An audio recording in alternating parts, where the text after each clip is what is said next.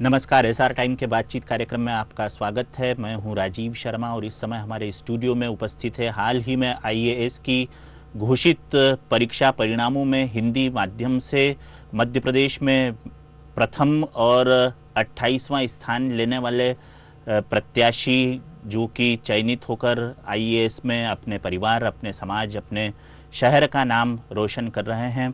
निबंध स्पर्धाओं में न केवल राष्ट्रपति बल्कि प्रधानमंत्री सहित सैकड़ों पुरस्कार अर्जित करने वाले मालवा अंचल और अपने शहर खासतौर से इंदौर और उज्जैन के परिप्रेक्ष्य को जीने वाले कर्मवीर शर्मा का स्टूडियो में हार्दिक स्वागत है। कर्मवीर भाई, आपका स्वागत है हमारे स्टूडियो में। आपको और आपके परिवार को सबसे पहले एसआर टाइम परिवार की तरफ से हम बहुत सारी बधाइयाँ देते हैं। Thank you very much. आपने जो सफलता प्राप्त की है यकीनन वो स्तुत्य है, वो प्रेरणादायी है। कर्मवीर भाई, मैं बातचीत का सिलसिला यहाँ से शुरू करूँगा। आपको ये कैसे तय करने में आपने कामयाबी हासिल की कि आपको आईएएस की परीक्षा में ही उत्तीर्ण होना है? क्या ये आपका शुरू से लक्ष्य था या टाइम बीइंग लक्ष्य हुआ? एक्चुअली मेरे बड़े भैया सिविल सर्विसेज में रहे हैं और पिताजी प्रोफेसर रहे थे, तो इन दोनों का ही एक सपना था। और वो सपना मेरा सपना कब बन गया, ये कॉलेज की लाइफ में सही एक दिशा आगे बढ़ी और फिर वो मेरा दृढ़ निश्चय बन गया। वो सपना मेरा दृढ़ निश्चय बना और मैंने आज वो प्राप्त किया। यानी हम ये कह सकते हैं कर्मवीर भाई कि आपके पिताजी चूँकि एक शिक्षक रहे, प्राध्यापक रहे, आपके बड़े भाई भी प्रशासनिक सेवा में हैं, तो पढ़ने पढ़ाने का माहौल आपके परिवार में शुरू से ही था और उसी ने आपको आपके दृढ़ निश्चय की तरफ अग्रसर किया, इसे हम यूं कह सकते हैं। यानी ये पढ़ने पढ़ाने का माहौल आपको विरासत में प्राप्त हुआ। आप बताएंगे कि पढ़ने पढ़ाने के सिलसिले में खास तौर पर आईएएस के लिए आपने किस तरह से पढ़ाई को सिलसिलेवार प्रारंभ किया और उसे अपने मुकाम तक पहुँचाया? एक्चुअली इसमें 3 स्टेप्स होती हैं सिविल सर्विसेज में, प्रीलिम्स, मेंस एंड इंटरव्यू। तो ये आफ्टर ग्रेजुएशन मैंने इस दिशा में आगे बढ़ा मैं, और तीनों की ही अपनी इंडिविजुअल स्ट्रेटेजी होती है। प्रीलिम्स वस्तुनिष्ठ परीक्षा का होता है, तो उसमें आपको लर्न करना पड़ता है ज़्यादा से ज़्यादा फैक्चुअल इन्फॉर्मेशन।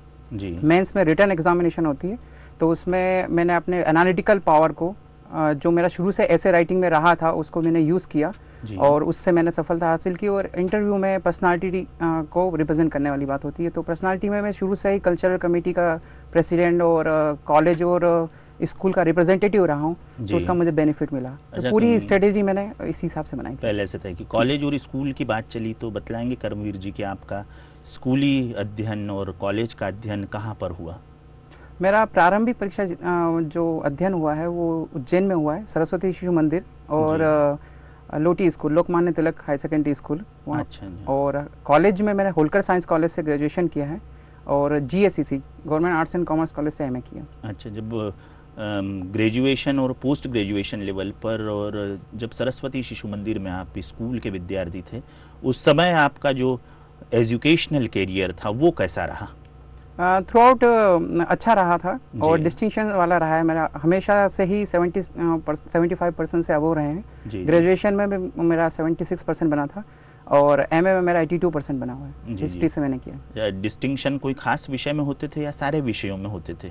लगभग सभी विषयों में। मानविकी विषय में, जैसे अभी हिस्ट्री में मैंने जैसे आपको बताया, इसमें 82% है, तो हिस्ट्री के एक विषय में तो मुझे 94 नंबर आए हैं आउट ऑफ 100। अच्छा।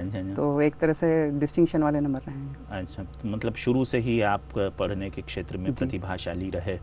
अच्छा, ये बताइए कर्मवीर जी की आईएएस की परीक्षा की तैयारी इस समय जो विद्यार्थी कर रहे हैं और जो हमारा टॉक शो सुन रहे होंगे, उन्हें किस तरह से इस दिशा में आगे बढ़ना चाहिए, कैसी तैयारी करना चाहिए?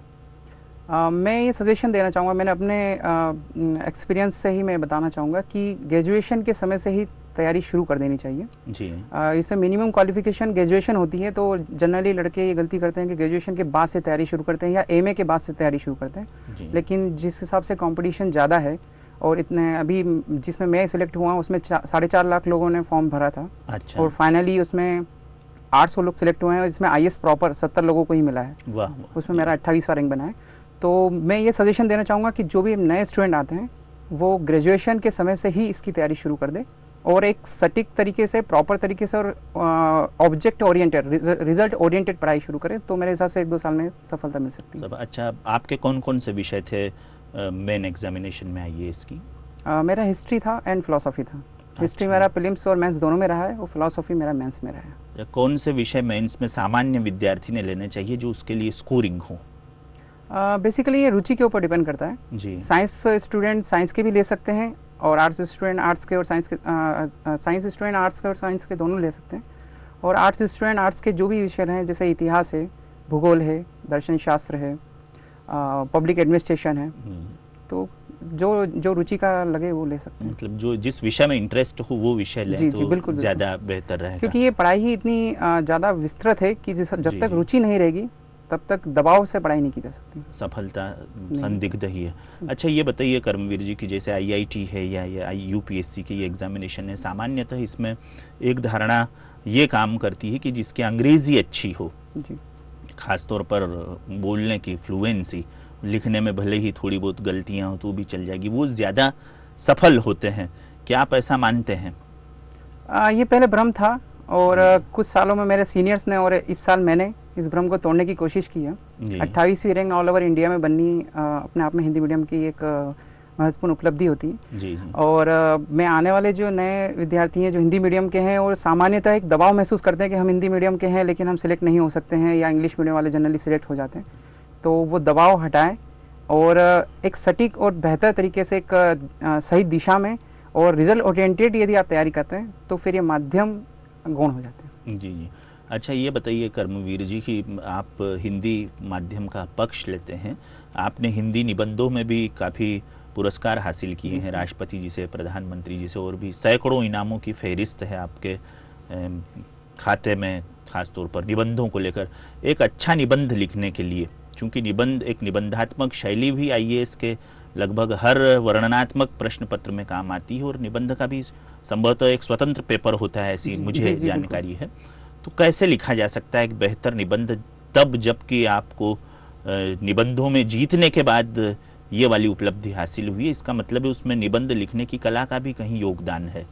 कैसे लिखें बेहतर निबंध विद्यार्थी?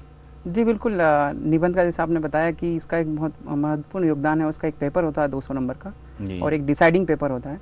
जहाँ तक मेरा एक्सपीरियंस रहा है उसमें निबंध में एक तो विषय की आपकी गहरी पकड़ होनी चाहिए, सिलसिलेवार निबंध के कुछ एक स्ट्रक्चर होता है, जैसे प्रस्तावना होती है, मध्य भाग होता है और उपसंहार होता है, तो इस स्ट्रक्चर को आपके दिमाग में रखना चाहिए जी। प्रस्तावना एक प्रभावोत्पादक प्रस्तावना हो, मध्य भाग में आप उस विषय से लेकर जितने भी पक्ष हैं उनके पॉजिटिव नेगेटिव एस्पेक्ट सब खोल के रखिए और अंत में उसका एक कंक्लूजन जो है वो संतुलित हो, निष्पक्ष हो और फ्यूचर ओरिएंटेड हो जी। तो मैं कह सकता हूँ कि वो एक बेहतर निबंध हो सकता है जी जी। कर्मवीर जी, आपके परिवार के बारे में थोड़ी जानकारी देंगे? आपकी इस समय आपका परिवार, सारा परिवार क्या कर रहा है और आपकी सफलता के पीछे आप उनका कितना श्रेय स्वीकारते हैं?